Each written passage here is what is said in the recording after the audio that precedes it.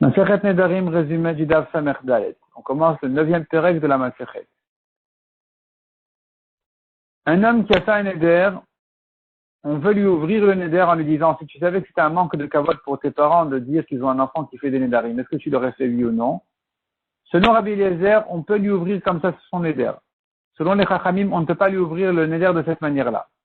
Rabbi Tzadok dit, si selon Rabbi Eliezer, on ouvre avec le kavod des parents, on pourrait lui ouvrir aussi avec le kavod d'Hachem en lui disant, quand tu fais un neder, c'est un manque de kavod pour Hachem.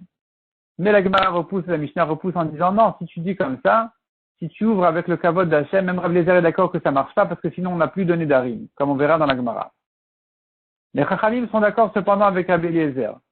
Dans le cas où le neder a été fait directement sur ses parents, il a interdit ses parents en neder. Ici, c'est sûr que même les Chachamim seront d'accord qu'on peut lui ouvrir le neder pour le kavod de ses parents.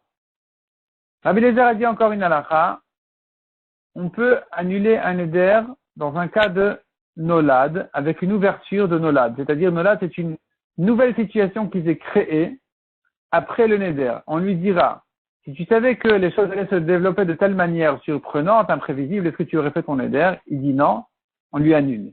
Chachamim disent non, ça marche pas d'annuler un neder de cette manière-là. L'exemple, il interdit un homme en neder, cet homme-là il est devenu sofer, il marie son fils, ou bien il interdit une maison, cette maison elle devient un Bet HaKnesset, il dit si je savais que ça allait se développer comme ça les choses, je n'aurais jamais fait mon neder. Selon Rabbi Eliezer, on peut lui annuler, selon les Chachamim, on ne peut pas lui annuler.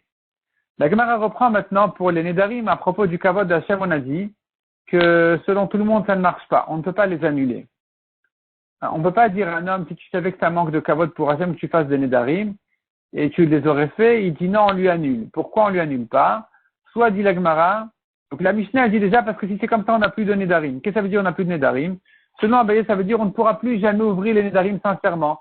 Toujours la personne aura honte de dire qu'il aurait fait le neder même en sachant que c'est un manque de kavod pour Hachem. Et en fait, c'est pas la vérité. Donc, on n'a pas réussi vraiment à lui annuler le neder correctement. Rava dit deuxième manière de comprendre. Rava dit non. Les gens vont s'habituer à s'annuler leur propre nedarim sans passer chez le chacham. Ils vont se dire, ben oui, j'aurais pas fait le kavod Hachem, j'aurais pas fait. Et donc, ils s'annulent eux-mêmes leur propre nedarim. Et donc, il y a plus on passe plus chez le chacham, donc c'est pas bien. Il faut que le chacham lui annule son neder. Même si c'est sincère, il faut que ça passe par le chacham. L'Agmar explique là-dessus comment on va comprendre le cas du kavod de ses parents. On a dit que tout le monde est d'accord qu'on peut lui annuler avec le kavod de ses parents dans le cas où il les a interdits directement. Ici, il n'y a pas de problème ici de lui annuler avec ça. C'est le kavod de ses parents parce que premièrement, il est sincère.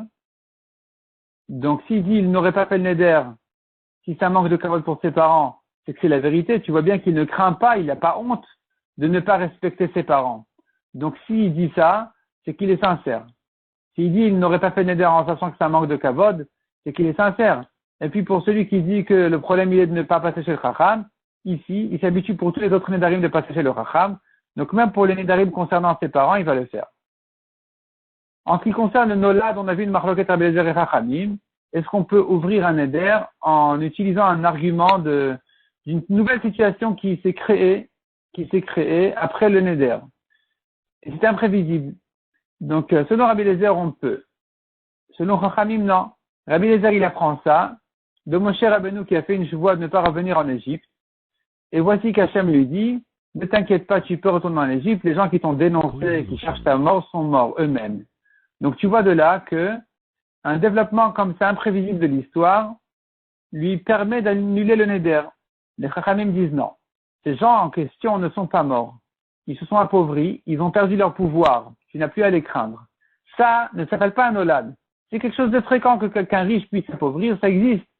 C'est fréquent. Donc, il n'y a pas de problème ici. De nolad, on peut lui annuler le neder avec cette situation-là de lui dire qu'il s'est appauvri. On n'a pas de preuve de là. Mais si c'était vraiment un nolad, alors on n'aurait pas pu le faire. Si c'est une nouvelle situation imprévisible, on n'aurait pas pu lui annuler le neder.